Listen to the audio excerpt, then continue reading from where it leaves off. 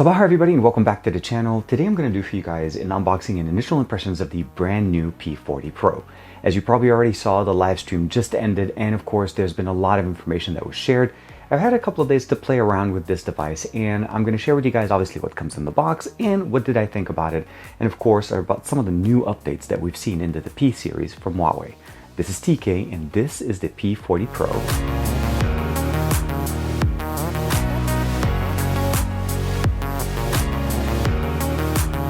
Like and subscribe and make sure you hit that bell icon so that you're always notified whenever we have new videos on the channel. So this is the P40 Pro. This is the matte gray finish. We have obviously the Huawei logo and the camera setup that we have here, and it looks like we still have that telescopic lens here that basically goes sideways in the back of the device, and that actually attributes to the slight hump that we have in the, or the bump that we have in the back.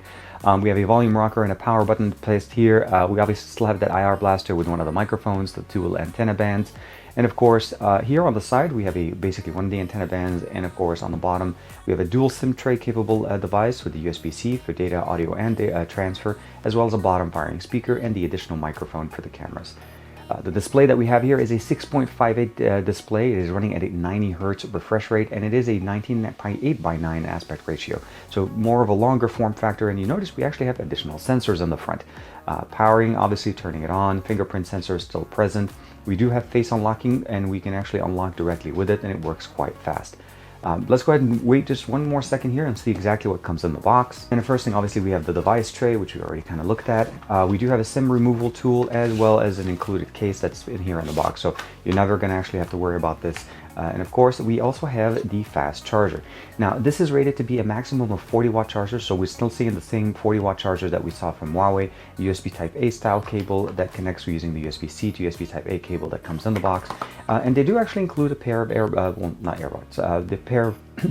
and they do include a pair of pods here. Sorry. And they do include a pair of headphones here that are USB-C. So you're pretty much ready to start using your device right out of the box and charging it very fast with the 40-watt charger. So let's go ahead and talk a little bit more about the specifications that we get here. This device actually is featuring something pretty new from Huawei, and that's a 90 Hertz display on the device. So you can notice right there that the UI works just so much nicer. And if you've used a 90 Hertz display before, this is definitely going to be very nice. So no 240, but definitely appreciate having a faster refresh rate on the display. Under display and brightness, we can definitely see here there's the refresh rate screen under regular and high. Regular is 60 frames per second, high will be running at 90 Hz, and that's basically the way you want to do it. Screen resolution, it's set to be smart out of the box, which gives us the ability of going as high as 2640 by 1200, and that's mostly attributed to the 19.8 by 9 aspect ratio. And that's mostly the longer form factor. Darker mode with Android 10.0, of course, right out there. And we are running Android 10.0 with EMUI 10.1 running here out of the box. As you probably already noticed, that the UI is actually pretty fluid. I did not change the launcher on this. You are able to change the launcher if you'd like to. This is going to be running EMUI 10.1, and of course we have the app drawer here that swipes up from the bottom. You're able to do that. Everything works great. Out of the box, there is no Google Play services, and I know you probably already saw here that there's Chrome, and then there's a couple of little extra things in here. Chrome is easily side-loaded. That's something you're able to add. I was able to also install WhatsApp, Instagram, Twitter, all my other applications. App Gallery does provide us with quite a bit of applications that we're able to use to install and get them running on our device. And then whatever you're missing, you're able to jump over real quick to APK Mirror or some sites similar to that and download, of course, whatever you're missing. For me, I did not install Google Play services. I'm actually trying to run this as a device exactly as it comes out of the box. So for my email or my Gmail, I went ahead and used the native email application that's built into the device. And of course, everything else that I pretty much side-loaded. I have PUBG installed, TikTok, AliExpress did actually get installed by itself. And they do have a recommendation services under the different tabs where it actually recommends different applications depending on the market that you're in. They did have a couple of games that were preloaded. You're able to basically do that. They also have Phone Clone installed to be able to allow us to transfer data from our old device to the new one. Very nice. The camera, which I'm pretty sure you guys want to definitely talk about. So we have a 32 megapixel sensor front-facing camera, as well as basically front IR to be able to do the front-facing unlock. This is something that we saw with the Mate series before. So I'm really happy to see here that it's coming to the P series on Huawei. Now on the back, we're going to talk about the main sensors. Obviously, we have the triple main sensors and a fourth one, which is a time of flight. So the small one that we see here is that time of flight. We have the telescopic camera here that's a 12 megapixel with an RYYB configuration, capable of giving us up to 10 times optical zoom. We have the main sensor that's a 50 megapixel sensor, and that's a large sensor. That's a over 1.8 inch sensor. And of course, this is going to be also running the RYYB configuration. So we have RYYB on both sensors, the telephoto as well as the standard main focal length. The wide angle lens is actually upgraded to a 40 megapixel sensor, and this one is also set to be at ultra wide.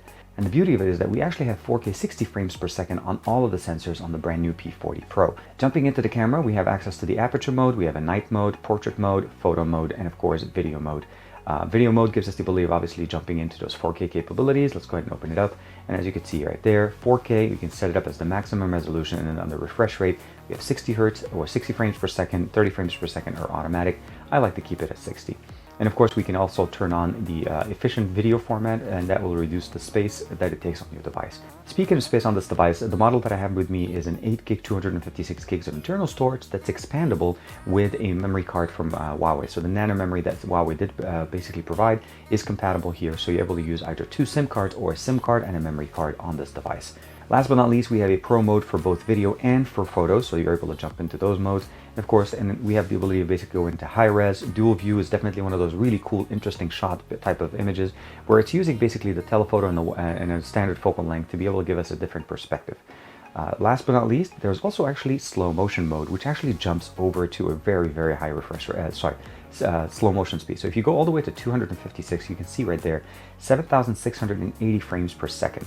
Now, I know that doesn't sound like a lot, but let me share with you guys this quick little clip that I just shot.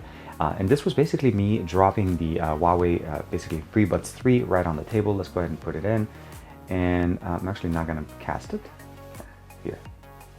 So we'll give it a second, and this is literally almost like a stopping time. Like, you could see how slow this thing is taking. It's forever. And of course, this was literally no different than me just dropping it on the table, and that's how slow.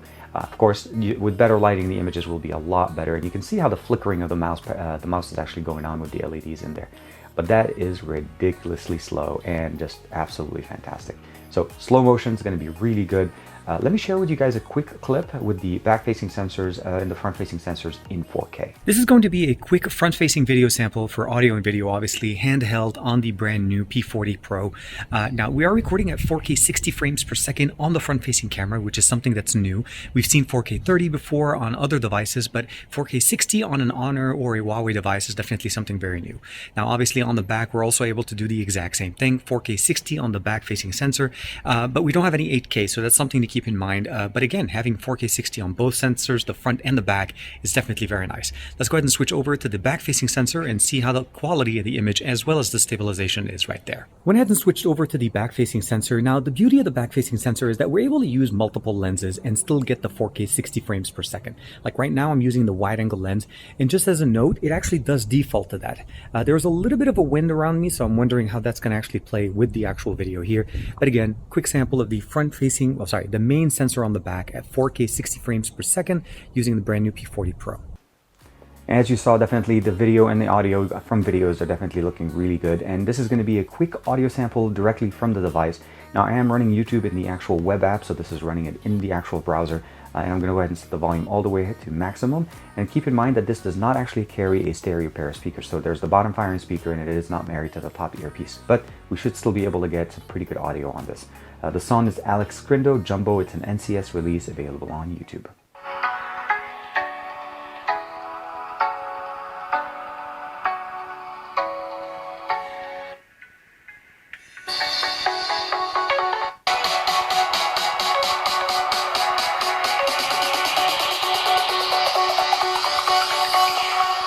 Jack it up. Definitely sounds pretty good. It's capable of providing us a lot of power, but again, keep in mind, bottom firing speaker in mono. Overall, what we're getting here again, as far as the applications, we have the app gallery that's built in, and it should be able to provide you with a good amount of information as far as applications compatible from Huawei directly in here. And the list of applications that are in here are growing as time goes on. Of course, you can see here, there's some really good ones, and this one is Saint Seiya, Awakening of the Night, the Zodiac. That's definitely one of the really cool ones. I'm definitely going to check it out. I'm a big fan of Saint Seiya from back in the day, actually. We have theme support, be able to customize the actual device from either a lock screen directly, so here it's recommended. There's always an update here, so whenever you go in there, it does update. So there's categories, discover, and of course your own personal account. It does support your Huawei ID account, so if you have one, you'll be able to log in with it. And as far as the actual settings, let's go ahead and go in here. We basically have the standard categorization as we've seen before: network configuration, home and wallpaper screen, display and brightness, which is what we saw before, so obviously all the sound configuration, and we do have sound booster here built in to increase the audio if you want to be able to do it with compatible headphones. So obviously, as you can expect, the FreeBuds 3 are definitely going to be supported here, and of course natively supported in the device.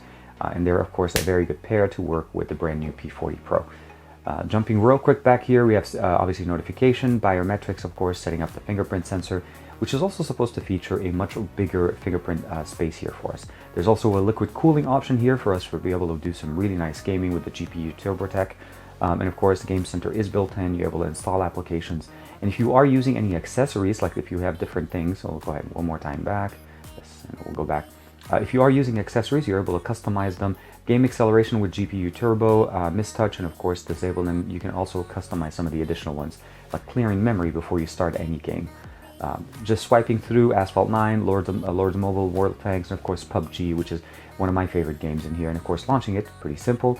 You download it and set it up, and you'll be able to jump in, as well as Fortnite, which should be able to run very, very nice. So my initial impressions of the brand new P40 Pro, I'm going to say that are definitely very positive. The hardware is on point. The cameras on here are definitely very, very nice. The P series always brings us the basically improvements that we always want to see in the Mate series later in the year. So the P series definitely pushes the camera tech. We still have the telescopic lens that we saw last year with the P30 Pro. And of course, what we saw here essentially is that we now have the RYYB on the telescopic lens as well as the main sensor. The ultra wide has also been upgraded on the P40 Pro. And of course, what we get here essentially is just the ability of getting 4K 60 on all of the lenses, and that's definitely appreciated. The battery that we have here is about a 4200 milliamp battery that's quick charge with the 40-watt charger that's included in the box, 8 gigs of RAM with 256 gigs of internal storage that's expandable by the nano memory from Huawei. So the dual SIM card tray that we have here can actually double as a memory card with one SIM as opposed to 2 SIM cards if you want to be able to expand the memory. Although I feel like 256 is the right level of basically amount of content supporting storage. No 8K supporting at this point. I'm not sure if this is something we'll be able to see later on with an update, but I have not seen 8K on any of the Kirin 990 devices that we've had a chance to check out. Google Play services not being present on the device will take me a little bit longer to obviously kind of get the feel of it and see, is this something that I'm able to basically use without having to have native GMS or native Google apps installed. Right now, I'm using the app gallery as well as web apps to be able to basically get things working, and I did end up using the native email application to get my Gmail configured in there. So I didn't necessarily need Gmail. I can actually get my email straight out of that, as that would have been normal for any other device. And of course, what we of course have there, as you saw, I have some web apps for YouTube as well as maps. So we'll see how things go. I'll give you guys some more updates. Make sure you follow me on Instagram and on Twitter to find out more about this brand new device. Like and subscribe as usual. Thank you very much for the support, and I'll see you guys in the next video.